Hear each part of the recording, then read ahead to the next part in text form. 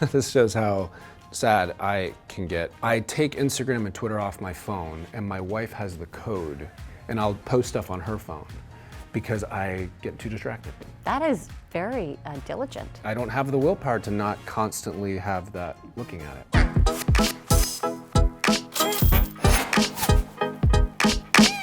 Tony Hale, welcome to My 3 Cents. So you've been busy. Yes. You have had iconic roles in your career. Nice. It's true. But you are also now an author. You've written Archibald's Next Big Thing, and it's an animated show. How did you do this? Like you're a producer now? Yeah, fancy, huh? No, well, it started with this book that I wrote with my friends, and it came from a place of when I was on Arrested Development. I was on this great show, great cast, and I was still looking to my next thing. And I was like, oh, I'm gonna get to the end of my life and just always be looking to the next thing and missing where I am. So it's about a little chicken, Archibald, who is on these great adventures, but he's like, I gotta get to my next big thing. And this bee travels around with him, and it's like, you gotta just be, man. You gotta just be. They left without me. Need some help, dude. Oh no, I got a plan. And then he realizes in the end that his big thing is right here. My big thing is talking to you right now. That's my big thing.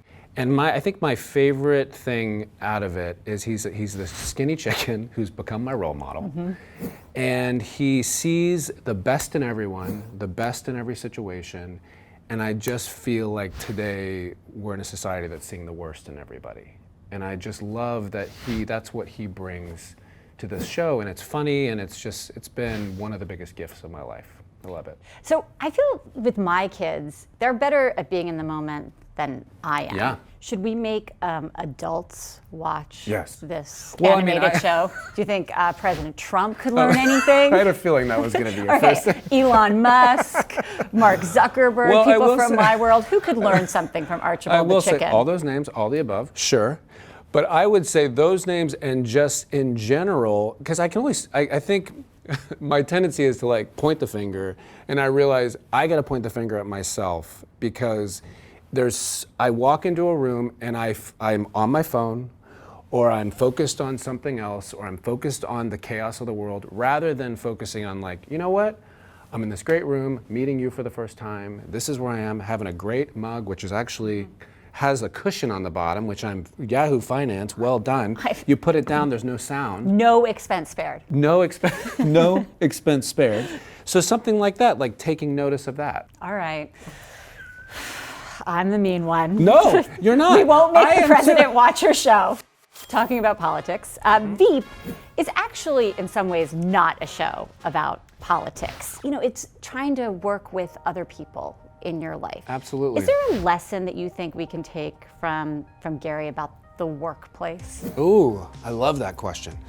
Well, I don't know if Gary's the best example. I always describe him as kind of a dog returning to its vomit. Like he just can't, he gets abused and he's like, let's get abused again. There's something about the show where here's a woman who is so awful and she's in a high position, she's backstabbing, she's bitter, she's trying to get ahead, it's all about her. But at the end of the show, she has a life of isolation.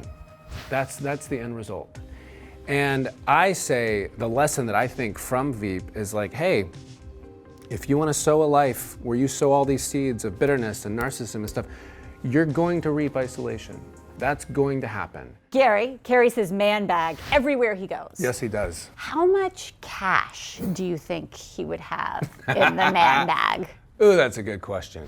I would think he would have a lot because Selena never lets him expense anything, ever. So he can't have any card or business card. But he's so desperate to make her look good. And if there's a new shade of lipstick out there that she doesn't have, man, he's got to get it. So he has his own cash to go to Sephora and grab whatever she needs, and she won't know about it because he worships her. That makes so much sense. Yeah. Oh, he's not putting on a card. No, he'll got it. He'll be fired. Speaking of the bag, Yeah. you got to keep the bag? I did. I got to keep that. They asked me, what's one thing you would keep? And I said the bag.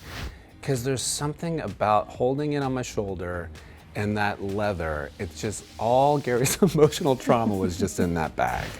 And it became his source of like abuse, I'm gonna just go, this is my happy space. And he would just always look down. And it became Linus's blanket for Gary.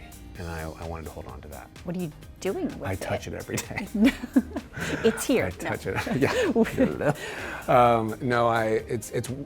I will say it's very wild how I put it on my shoulder and I touch the leather, and it's like this kind of emasculated kind of sense comes over me, where I'm just like, where's Selena, and how can I help her?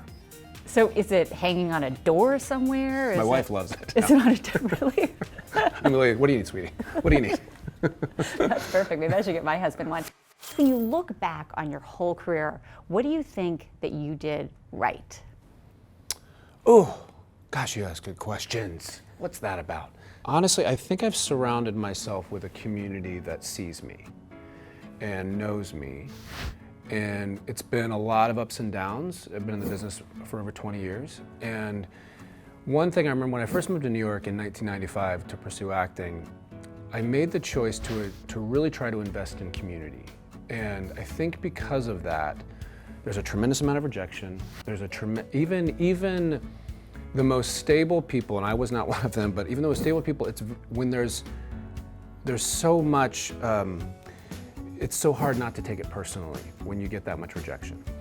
And so to have a community that's always seen me and loves me and tells me and encourages me on, I feel like that's been a consistent thing, and I'm very, very thankful for that. And by community, just so I want to make sure, because I think it's important when people are thinking about, like, what Sure. can I do in my career? Yeah. Is it the team of people that you hired? You're talking like your No. agents, or is it like your friends? I'd say it's friends. It's friends, it's family. My faith is very important to me, so it was my friends at church. And I think it's just people who see a bigger picture than what I see every day. And that has, and now I've been married for 16 years, just someone who sees beyond what I'm seeing in my insecurity. I think that is very, very important. And any kind of person who's starting the business, one of the first things I say is, please invest in your community before you dive straight into your career, because it's going to be the thing that's going to give longevity. So you have a Disney Plus series in the works as well. This is Forky Asks a Question. Forky asks a question. When I was doing the voice, they said, how would you think about Forky doing a little web series? And of course you're like, yeah. I mean, I'm an actor. It's like, yeah. Sure. Gig? I'm in. And so he just asks a lot of questions, and he has no shame in it. It's like, what is money?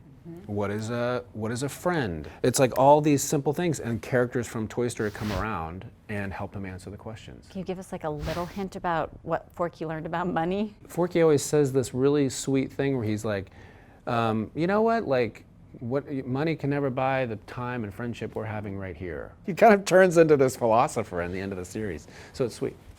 We have to talk about retail and your Sure. love of the mall. The mall, I do love them all. I do a lot of reporting on retail, and we hear that the mall is I don't want to talk about it.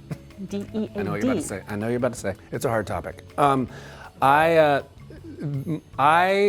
Growing up in the suburbs, Tallahassee, Florida, we would always go to the Governor Square Mall. There's just something very nostalgic about it for me, and the fact of them taking that away it's going to be a therapy point.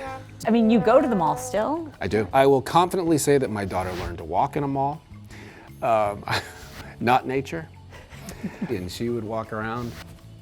And it might be a daddy-daughter time, and she's 13 where we go to the mall and just walk around. We get our school supplies there, she gets her school outfits. You still go to the mall? Not Yeah. Amazon? No. Do you order- You take away the experience by just going online. There's something kind of a community aspect that I like about it. All right, this is quick. I like You ready? speed round. Okay, are you Yeah, a saver or a spender? savor. An impulse buyer or an agonizer? Agonizer. I mean, go figure. Look at my characters. Keep the penny or get rid of it? That's a tough one, man. I think we're moving on. What did you do with your first grown-up paycheck? Okay. Do you remember when you go when you go to those salad bars and there's always a weight thing, and it's like if yeah, they're really, really heavy, then you're going to spend a lot of money. I remember having a conscious thought of, I just got my paycheck, I'm not going to think about how much this weighs. So I'm going to add a meatball, you know, so I'm going to add a heavy vegetable. You splurged. And I swear, because I was typically like going for alfalfa sprouts and stuff that was light, like very light lettuce. What is the most important thing someone taught you about money? Being an actor for so many years, you never knew where the next gig was coming. And so I think I've learned to stretch money. And also I would say giving that money away. It is a sacrifice, giving a portion of away, but there's so much joy in it. We as a society have so much of it, and there's so many people that need it.